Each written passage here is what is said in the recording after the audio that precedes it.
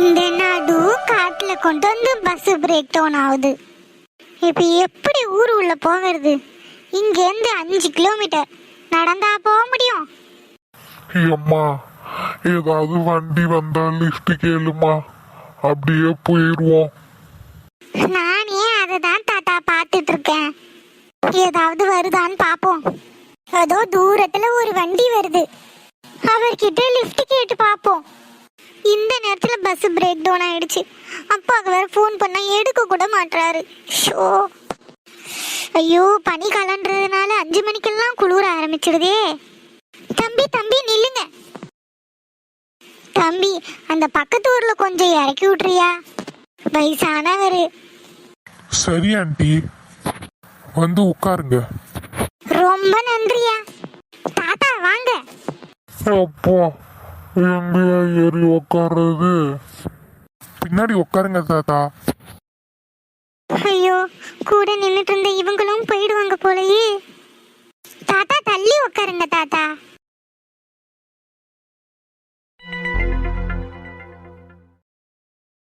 ஏமா பொண்ணு, நீயும் லிஃப்ட் கேட்டு போயிடுமா, பஸ் இப்ப ரெடி ஆகாது. ஷோ, இந்த கண்டக்டர் வேற இப்படி சொல்றாரு. இப்போ நான் எப்படி போக? அப்போ போனை வேற எடுக்காம ஏன் தான் இப்படி பண்றாரோ? இருட்ட வேற செய்யுது. என்ன சத்யா மாதிரி தெரியுது? இவ எதுக்கு ரோட்டு ஓரமா நின்னுட்டு இருக்கா? பஸ் நிக்குது. பஸ்ல ஏதாவது ப்ராப்ளமோ? போய் பாப்போம்.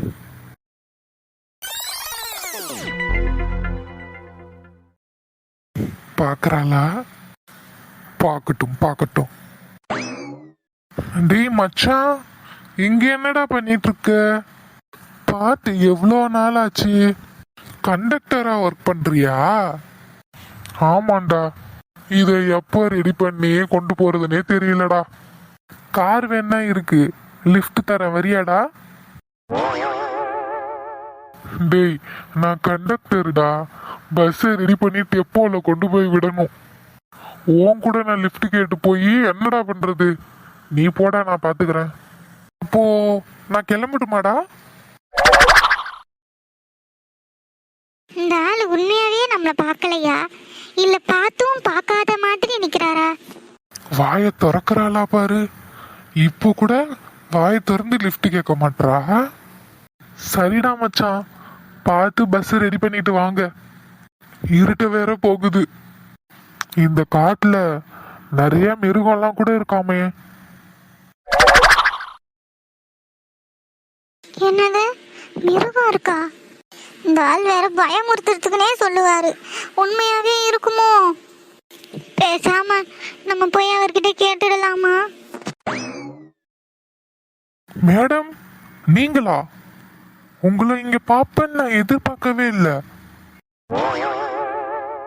இந்த ஹைவே ரோட்ல அதுவும் தனியா நின்னுட்டு இருக்கீங்க. கண்டுபிடிச்சிட்டேன். நீங்க எதுக்கு இங்க நிக்கிறீங்கன்னு நான் கண்டுபிடிச்சிட்டேன். நானும் நிறைய ஹைவே ரோட்ல எல்லாம் பார்த்துருக்கேன்.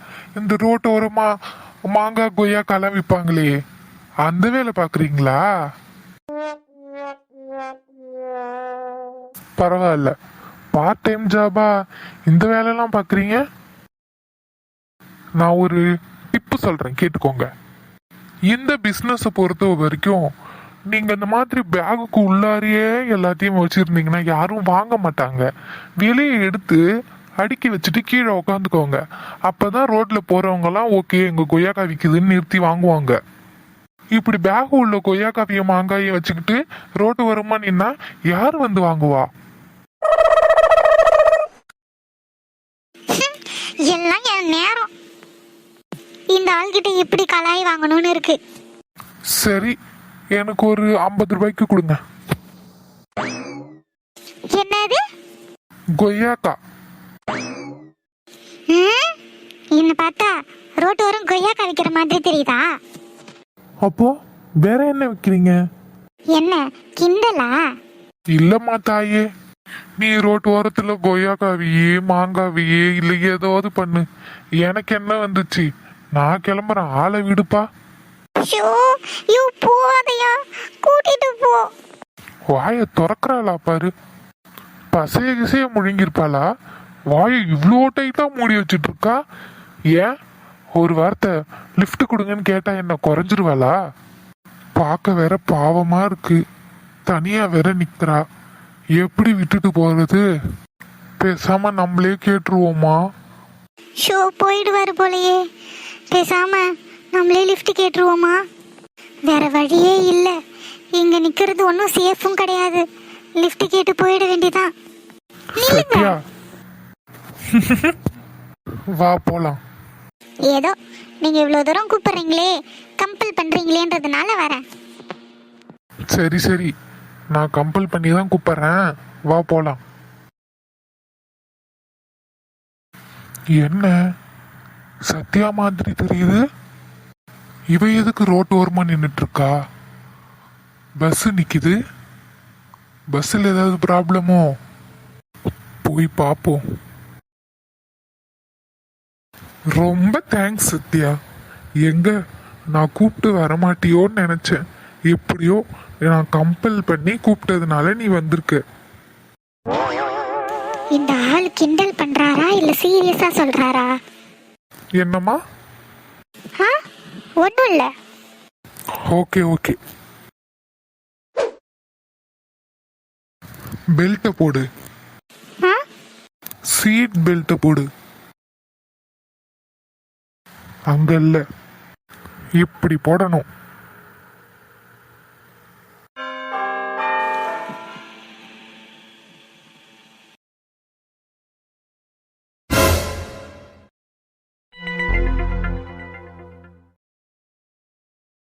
நான் பஸ் ஸ்டாப்லேயே இறக்கி விட்டுடுறேன். நீ பார்த்து வீட்டுக்கு போ.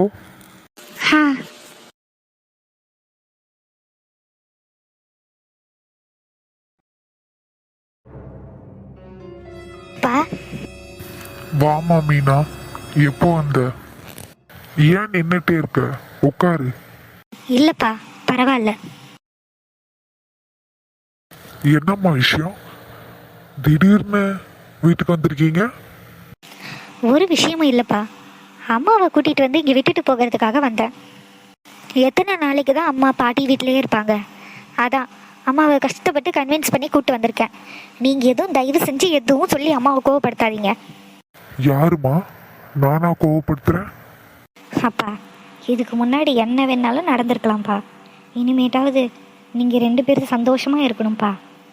அம்மா இங்கே இருந்தால் தானேப்பா நான் இங்கே வந்துட்டு போக முடியும். அம்மா இல்லாமல் என்னால் இந்த வீட்டுக்கே வர முடியலப்பா. அதனால தான்ப்பா. ப்ளீஸ்ப்பா சம்மதம் சொல்லுங்கப்பா.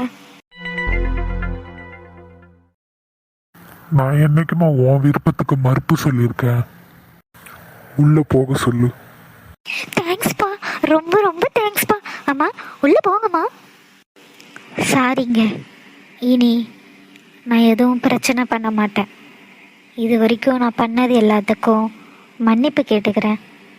என்ன மன்னிச்சிடுங்க. அம்மா செம்மையாக பர்ஃபார்மன்ஸ் பண்ணுறாங்க. கண்டிப்பாக அப்பா நம்பிடுவார். உள்ள போ. அம்மா சூப்பர்மா. இப்படியே நீ மெயின்டைன் பண்ணிக்கிட்டே இருந்தேன்னு வச்சுக்கோ, அப்பா ஒன்று கம்ப்ளீட்டாக நம்பிடுவார். அதுக்கப்புறம் நீ என்ன சொன்னாலும் அப்பா கேட்க ஆரம்பிச்சிருவாரு. அது வரைக்கும் வெயிட் பண்ணு. அவர் முழுசாக நம்பினதுக்கப்புறம் அந்த நிலாவை எப்படி வீட்டை விட்டு துரத்தலான்னு யோசிக்கலாம். அந்த நாளுக்காக தாண்டி நானும் காத்துட்ருக்கேன். என் வீட்டில் வந்து மகாராணி மாதிரி உட்காந்துக்கிட்டு எல்லாரையும் ஆட்டி வச்சிட்ருக்கா. அவளை எப்படியாவது கூடிய சீக்கிரத்தில் இந்த வீட்டை விட்டு துரத்துறேன். அதே மாதிரி என் அண்ணன் பொண்ணு சித்ராவை என் பையனுக்கு கல்யாணம் பண்ணி வைக்கிறேன். இப்படியே இருமா. எந்த காரணத்தை கொண்டோ அப்பா முன்னாடி கோவப்பட்டுறாத. நம்ம நினச்சது நடக்கிற வரைக்கும் பொறுமையாக இருப்போம். நான் வரேம்மா. வீட்டில் எல்லாம் போட்டது போட்டபடியே கிடக்கு. நான் நாளைக்கு வரேன். அர்ஜுன். என்ன அம்மா இங்க இருக்காங்க? வாப்பா அர்ஜுன்.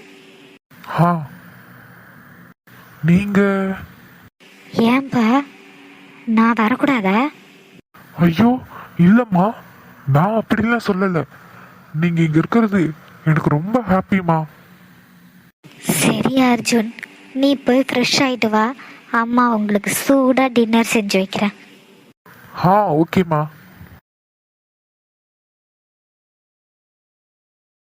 கையை ஆட்டாம காட்டு. ஆமா, இவன் மனசுக்குள்ள மெஹந்தி ஆர்டிஸ்ட்னு நினப்பு. இப்போ நான் கையை ஆட்டுறதுனால தான் இங்க டிசைன் ஒழுங்கா வரல. இல்லைன்னா வரைஞ்சு தள்ளிடுவாங்க பாரு. சீ பொடி, உனக்கெல்லாம் போய் வரைஞ்சி விடுறேன் பாரு. என்ன சொல்லணும், உன்னெல்லாம் இப்ப வீட்டு உள்ள சேர்க்கறதே பெருசு. இதுல நான் வேற உன்னை தொட்டு மெஹந்தி வேற வரையணுமா? ஏன் நான் வீட்டு உள்ள இருக்க கூடாதா? ஏதோ போன போது பாவனு தலைக்கு தண்ணி ஊற்றி வீட்டுக்குள்ள வச்சிருக்காங்க. இல்லைன்னு வச்சுக்கோ, ஃபங்க்ஷன் முடிகிற வரைக்கும் வெளியில ஓலை கொட்டாதான், தெரியுமா? அதெல்லாம் ஒன்று மாதிரி ஆளுக்கு தான், எனக்கெல்லாம் கிடையாது. சீப்பே. சத்யா, சாப்பாடு ரெடி ஆயிடுச்சு, எடுத்துட்டு போ. வையம்மா, வரேன். அப்படியே சரண்யாவுக்கு எடுத்துட்டு போய் ஊட்டி விட்டுரு. இவளுக்கெல்லாம் என்னால ஊட்ட முடியாது. வேணும்னா நீ வந்து ஊட்டி விட்டுட்டு போ. இவ ஒரு ஆளு, இவளுக்கு வேற சாப்பாடு ஊட்டுறதுக்கு ஒரு ஆளு, மெகந்தி போடுறதுக்கு ஒரு ஆளு. மகாராணியா இவ? பொறாம உனக்கு. பாரு, நீ ஊட்டி விடலன்னா என்ன, அம்மா வந்து எனக்கு ஊட்டி விடுவாங்க. நான் ஜாலியாக சாப்பிட்டு என்ஜாய் பண்ணுவேன். சீ பொடி. அப்படியே கால்லையும் வரைஞ்சி விட்டுரு. வரைவேன். அப்படியே உன் மூஞ்சிலையும் வரைஞ்சி விட்டுறேனே. மூஞ்சிலெல்லாம் வேணாம், எனக்கு காலில் மட்டும் வரைஞ்சி விடு போதும். அதுக்கு ஃபீஸா ஒரு தட்டு சோறு வேணா தரேன். நல்லா ஒரு மூலையில போய் உக்காந்து நல்லா தின்னுக்கோ. சீ பொடி. சத்யா, இந்த சாப்பிட்டு வர. இருமா, இன்னும் கொஞ்சம் தான், முடிச்சுட்டு அப்புறம் வந்து சாப்பிட்டுக்கிறேன். சரிம்மா. எனக்கு ஊட்டி விட்டுருமே. சரிடி. அதெல்லாம் ஒன்றும் ஊட்டி விடாதம்மா, அவளே கை கழுவிட்டு சாப்பிட்டுக்கிட்டோம். போனா போதுடி, இன்னைக்கு ஒரு நாள் தானே. நீ வச்சு விட்டுக்கிட்டே இரு, நான் போய் சப்பாத்தியை ஃபுல்லாக போட்டு முடிச்சுட்டு வந்துடுறேன். அடுத்தது சத்யா, உன் கல்யாணத்துக்கு நான் மெகந்தி போட்டு விடுறேன். இப்போ அது ரொம்ப முக்கியம். ஏன்டி சத்யா, உன் கல்யாணத்துக்கு மாப்பிள்ளை முதற்கொண்டு நான் டிசைட் பண்ணுறது தான் இப்போவே சொல்லிட்டேன்.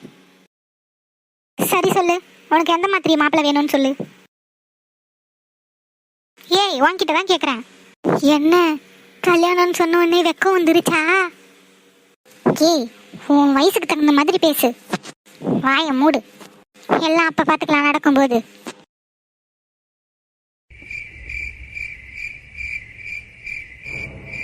அம்மா கிட்ட இந்த விஷயத்தை எப்படி ஓபன் பண்றது? பேசாம அப்பா கிட்ட சொல்லிடலாமா?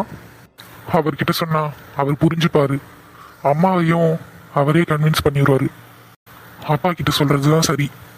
காலையில விடிஞ்ச உடனே வீட்டுக்கு போய் அப்பாவை நேரா பார்த்து பேச வேண்டியதுதான்.